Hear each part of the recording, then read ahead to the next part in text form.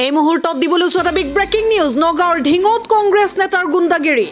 ৰকিবুল হুছেইনৰ ঘনিষ্ঠ নেতা তথা ভূমাফিয়া ৰূপী নগাঁও জিলা পৰিষদৰ প্ৰাক্তন সভাপতি হাইদৰ আলীয়ে আক্ৰমণ কৰে চৰকাৰী গাঁও প্ৰধানক।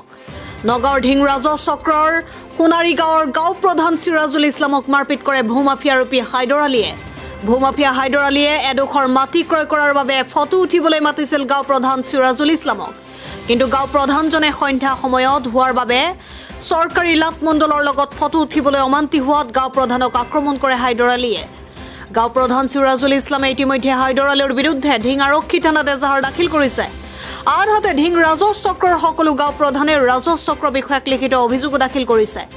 ভূমাফিয়া হাইদৰ আলীৰ বিৰুদ্ধে বিহিত ব্যৱস্থা গ্ৰহণ কৰি ভুক্তভোগী গাঁও প্ৰধান চিৰাজুল ইছলামক ন্যায় প্ৰদান কৰিবলৈ দাবী জনাইছে গাঁও প্ৰধান সন্থাই।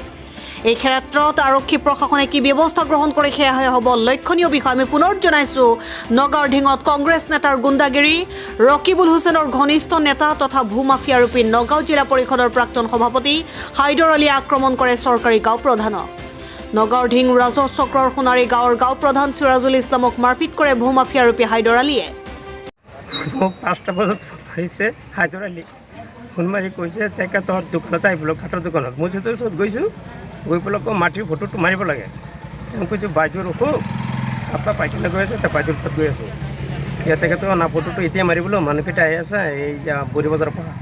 আমি কৈছোঁ যে এতিয়া ফটো মানে সন্ধ্যা হৈ গ'ল, এতিয়া কেনেকৈ মাৰিম, আপোনালোকে যাওক, পিছত আমি বাইদেউক গৈ চাওঁ। পিছত গৈ পেলাই বাইদেউৰ ওচৰত গ'লোঁ, গৈ পেলাই টকা 1000 বাইদেউক দি মই আকৌ ফোন মাৰিছে, মই আকৌ ৰিপিট আহিলোঁ।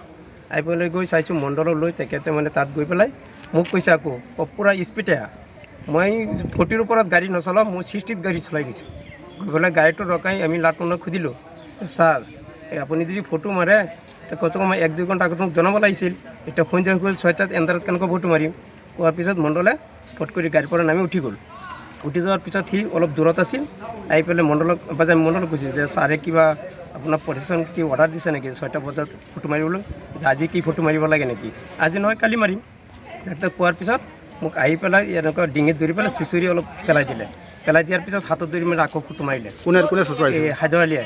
এইটো এটা খুব মৰ্মান্তিক দুখৰ কথা যে এজন গাঁও প্ৰধান এখন গাঁৱত কি ভূমিকা থাকে প্ৰত্যেকজন গাঁওবাসীয়ে জানে। আৰু তেখেতে যিজন ব্যক্তিয়ে গাঁও প্ৰধানজনক অপদস্থ কৰিছে, তেখেত এজন বিষয়া বুলি চৰকাৰী গাঁৱৰ সামাজিক বিষয়া বুলি গম পাইছোঁ। জিলা পৰিষদৰ অৱসৰপ্ৰাপ্ত তেখেত প্ৰেছিডেণ্ট আছিল।